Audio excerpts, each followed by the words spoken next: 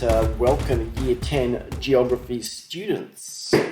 And today we're going to learn about the impact of terrorism on human well-being as part of the Year 10 Geography course. And we might start by learning a little bit about the syllabus. Okay, so what I've done here is I've taken some text from the syllabus and we're going to look at the part that's relevant to terrorism here. So you'll read here, for example, we've got investigate causes, issues and consequences of spatial variations in human well-being, for example. So what this basically means is that we need to look at some kind of issue that is impacting on, so that's the cause, you've got to identify the issue and tell us how it impacts on human well-being. And by spatial variation, what we mean is, why it's occurring in, or why the impact is occurring in some places but not in others. So, as part of this lesson, we'll try to identify a bit of the spatial patterns of, where we're seeing terrorist activities taking place.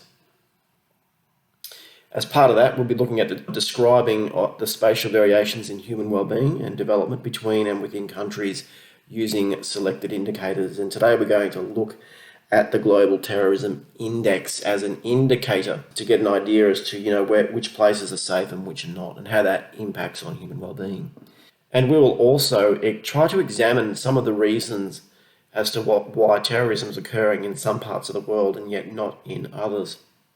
And finally, a bit of a discussion on the issues affecting the development of places and their impact on human well-being.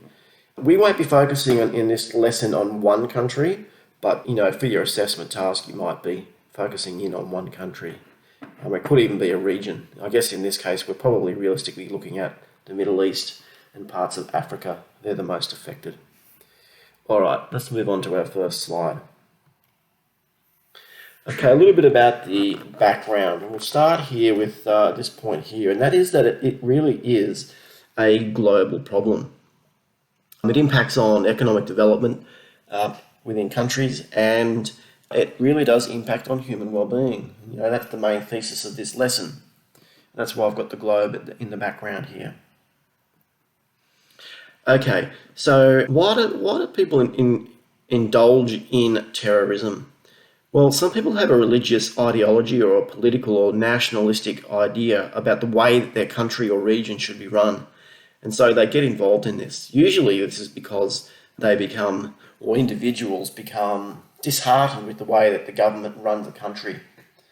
But, not always. So the motivations as to why people become terrorists is either because of religious ideology, and there are different, versions of Islam, for example, to have political sway, to get their way within a country, and also a separatist movement. So trying to establish groups of people who have the same interests for the country they live in or the region that they live in. And so that can be a really big reason why people become terrorists or engage in terrorist activities. Acts against terrorism. So how do we combat terrorism, within our governments, within our countries or within regions? So we have counter-terrorism activities. So these are activities that are designed to prevent attacks occurring. And then usually after an attack has occurred, we take action of some kind. Often it's military action, particularly in places like the Middle East and Africa, where governments aren't as capable or strong of dealing with some of these issues themselves. They might have a lot of very delicate political issues going on within the country that make it difficult for them to actually do something about it. And this seems to be a fairly common thread of information related to where terrorism occurs. So from here we'll move across in here and we'll just take a look at what the situation was in 2013. So terrorist attacks occurred in 87 countries in 2013, and 60 of those countries experienced deaths. So pretty concerning, that number. It's a high ratio of countries where terrorism occurred and the deaths. And it gives us a bit of an idea about how successful terrorism has been in the past. About 35% of those deaths were in Iraq, and it's really taken the world by storm throughout the 2000s, really. Generally speaking, terrorism or terrorist activities have caused around about 80% of deaths in a total of 5 countries. And here are the countries here. So in terms of the spatial patterns, these are the regions we're looking at, and all of those fit into either the Middle East or parts of Africa. It also happens to be where poverty exists, but there isn't much of a link between the two, surprisingly. Some of the organisations involved in terrorism include ISIS or ISIL, Boko Haram, mainly in Africa, the Taliban, who are focused more perhaps in Afghanistan over here, and Al-Qaeda. So, in fact, Al-Qaeda was probably one of the first terrorist organisations to be established, I think, in the 70s. And from that, we've had a whole range of other organisations that have come from this. In some cases, we've seen members of Al-Qaeda who have left Al-Qaeda and joined a different group, for example, ISIS. So it's the same individuals, but under a different name. Now, the problem with terrorism and the organisations involved is that, and why it's so hard to act against terrorism, is these 3 issues here. So firstly, the problem is that attacks change in location. So, you can have an attack in the southern part of the country and then later on will be in the north of the country. So it's really hard to pinpoint exactly where they occur. They tend not to occur repeatedly in the same towns, cities, locations. So that makes it hard to track. And as I said, people switch organisations. And so it can be very difficult to track down the individuals who are involved in these organisations. So, and not only do they move locations, they move often between countries. So a really good example would be Iraq and Syria, where the border is, the terrorists are consistently moving between the 2 countries across the border, and that makes it very challenging. You might be able to see in the background here. So here's Iraq, and over here is Syria, and they just switch between countries to make things a lot more difficult. The other thing too is that methods evolve. They've changed over the years. In the early days, it was pretty basic. You'd hijack a plane and threaten to blow up the plane until you got your demands met. And then we've also had the same thing occur in hotels in the past. And that's probably changed in the 2000s, particularly the later 2000s, where a whole range of other different types of terrorist activities have occurred.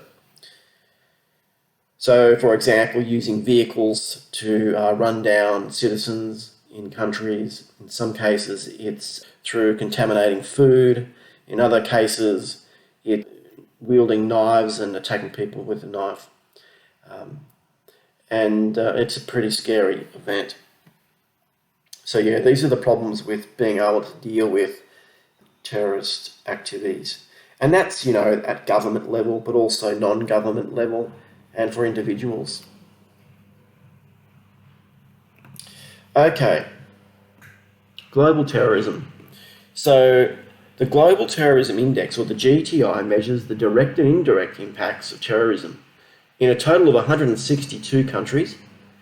And you can see those countries in the top right-hand corner of the presentation here. So here we have the 2019 Global Terrorism Index, 162 countries. It covers deaths, it covers injuries, and damage to properties, and finally, human measures impacts on human well-being.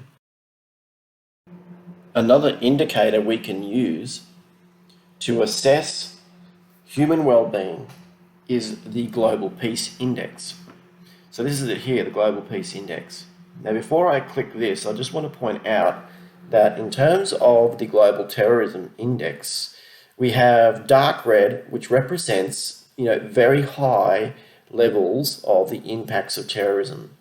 And if it's in this very sort of creamy colour here, we don't have many terrorism incidences at all. So that's in places like down here, over here, and Mongolia, and a few others.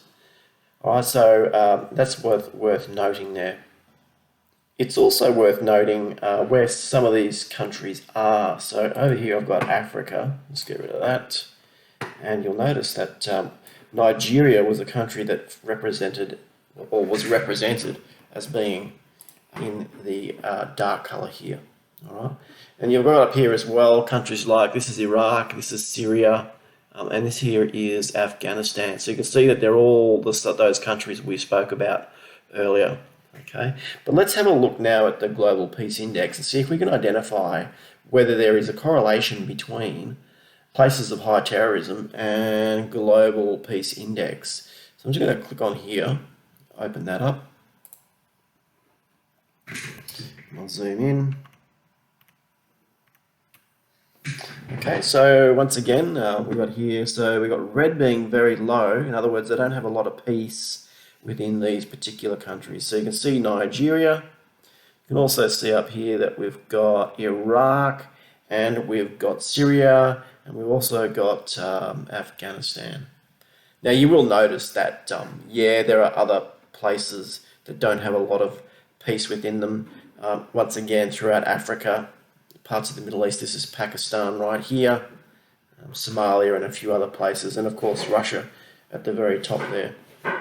So, you know, there is definitely a link between peace and terrorism. You know, I mean, the more terrorism you have, the less peace you have, or you might want to think of it the other way around, you know, where the less peace you have, the more terrorism you have.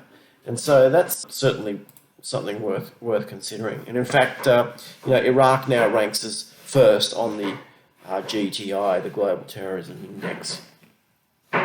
And you know, it's really important that we understand that there is actually a negative link between the GTI and the Global Peace Index. And the reasons why that's the case is that we have free flow of information, or we have a lack of free flow of information. So not a lot of communication occurring between governments and their people. A lot of these places they don't have great relationships with their neighbours, and so they tend to be bickering, fighting, arguing, having differences of opinion and different belief systems, and that can be a real challenge. And they also lack a recognition of human rights.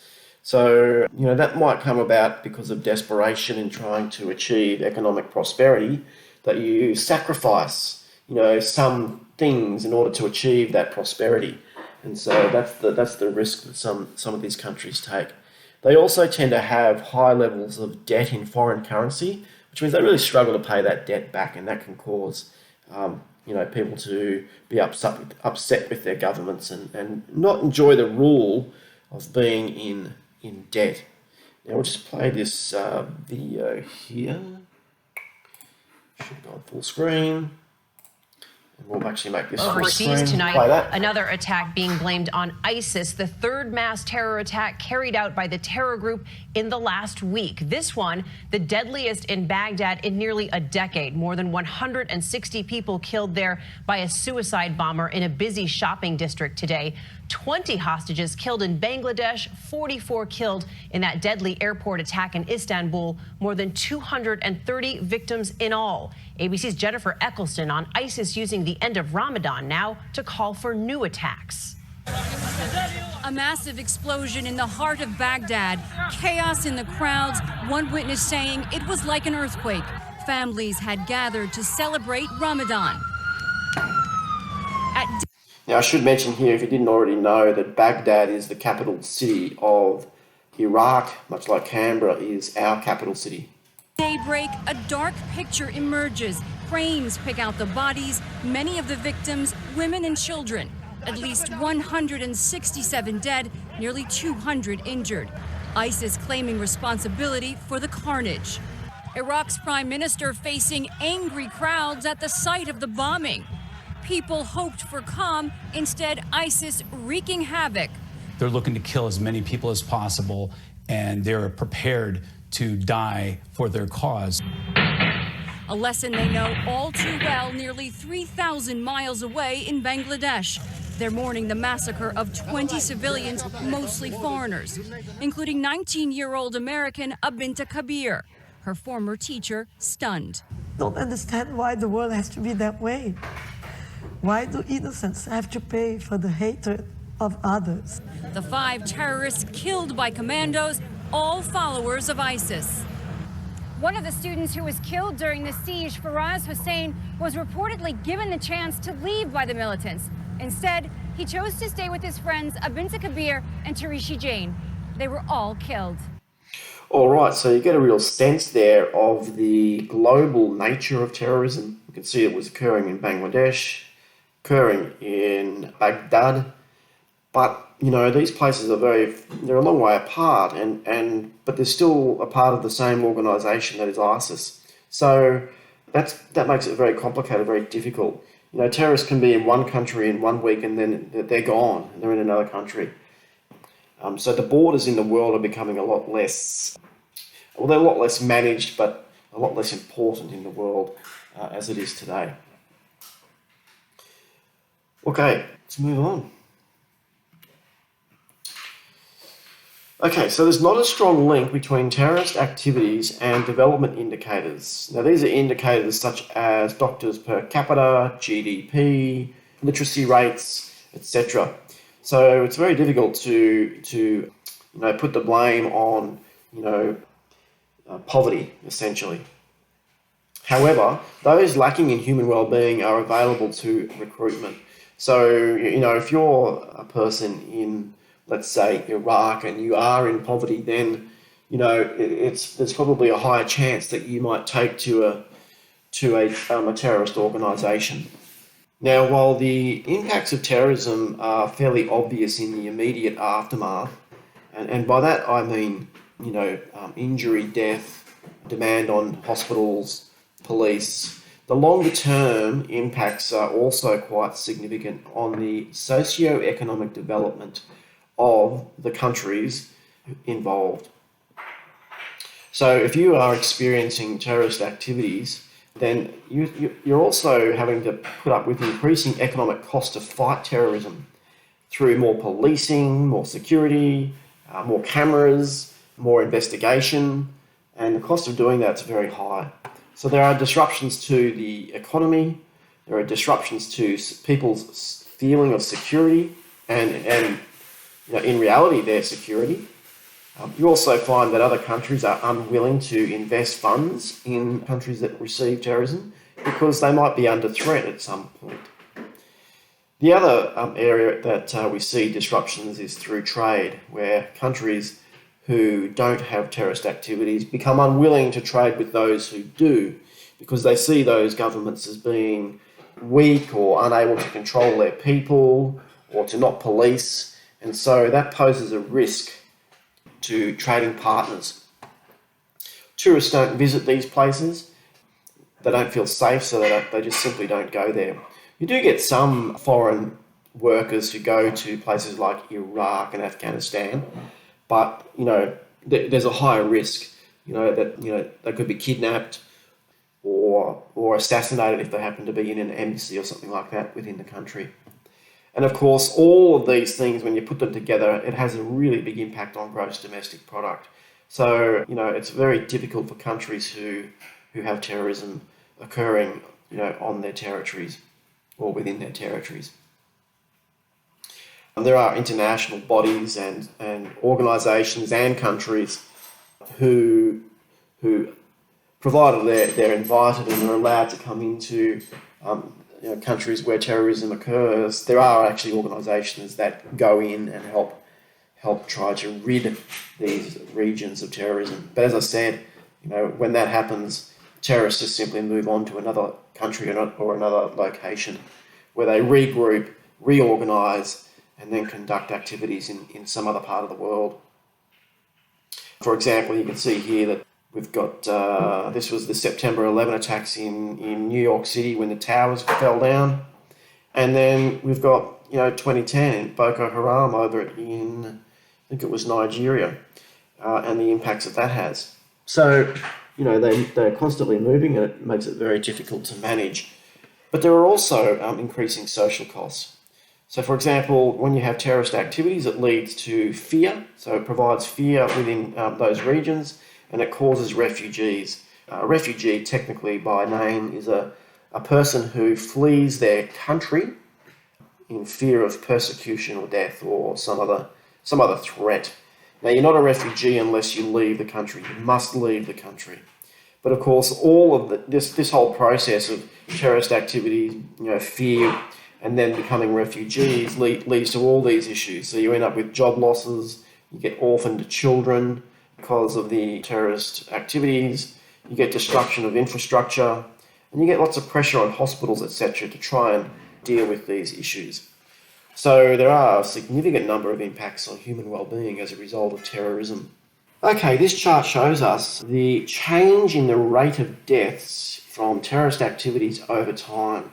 So here are the numbers going up the left-hand side, and this is time along the bottom.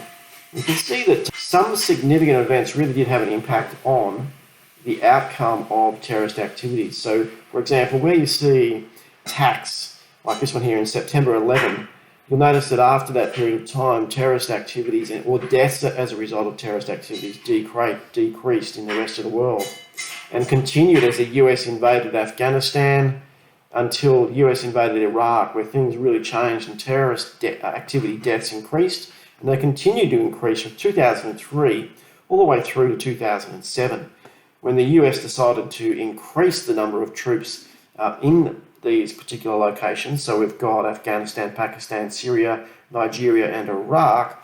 And so what we see is that from that activity, we start to see that there are less terrorist activity deaths, right up until late 2010 when the Syrian civil war begins. And you can see that since that time, terrorist activities and deaths have really increased into 2014. I'm really pleased to be able to report that this number absolutely has come down. From about 2015 onwards, we have seen a significant reduction in the number of terrorist activities and therefore deaths.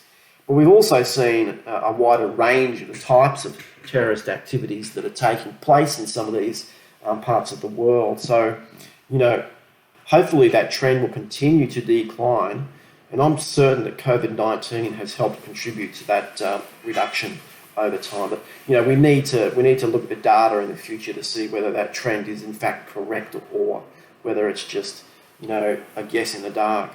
But nevertheless, you can see that there are certain events that certainly change the number of deaths that occur from terrorist activities.